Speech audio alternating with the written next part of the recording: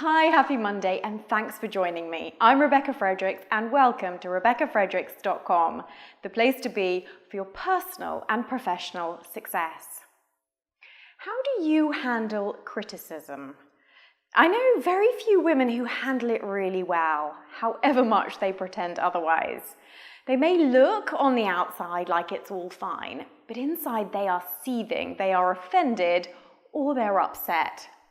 Many women's inability to handle criticism like an adult comes from their childhood.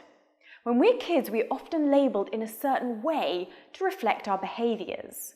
We as people are labelled rather than the behaviour we happen to be displaying being labelled. We are lazy when we don't finish our homework, we are mean when we don't share our toys, we are naughty when we choose not to come in on time from playing outside. And often these labels stick. In fact, often we are called them so often that we actually start to believe them and take them into our identities. Consequently, we don't respond that well to being criticised when we're adults. We take the criticism as a criticism about who we are as people, about our personalities or our abilities. We take the criticism as a rejection, disapproval, or a punishment.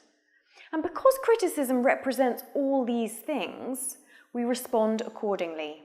And this response is often the response of our 5-year-old rather than our adult selves. The most common responses to criticism are to attack. We do this by trying to prove the other person wrong. To crumble. We immediately agree with the criticism and 100 others and burst into tears and feel terrible about ourselves. Or to provide excuses. We give excuses as to why this or that happened, which then caused X, Y, Z, with the hope of trying to persuade the other person that it's not really our fault at all. And you will have a default response to criticism.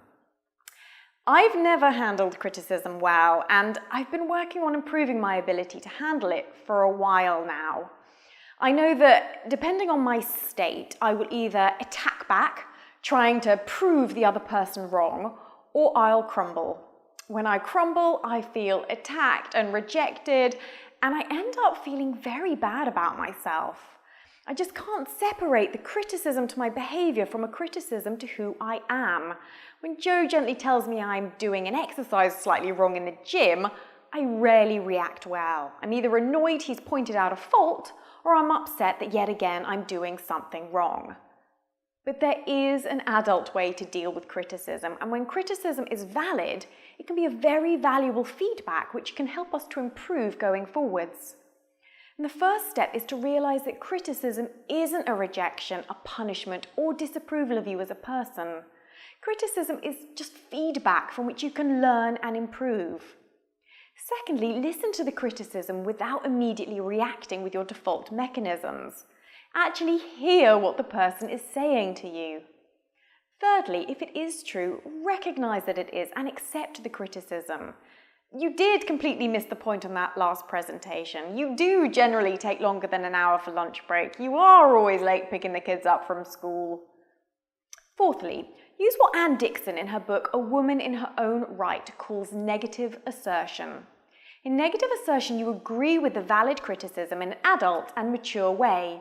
You don't give excuses or attack the other person for hurting your feelings, rejecting you, or having the audacity to point out your faults. You would simply say, yes, I'm sorry, I did completely miss the point in that last presentation. Say it clearly, confidently, and without profuse apology or embarrassment. So let's look at this 4-part strategy. 1. Redefine what criticism means. 2. Listen to the criticism you were given. 3.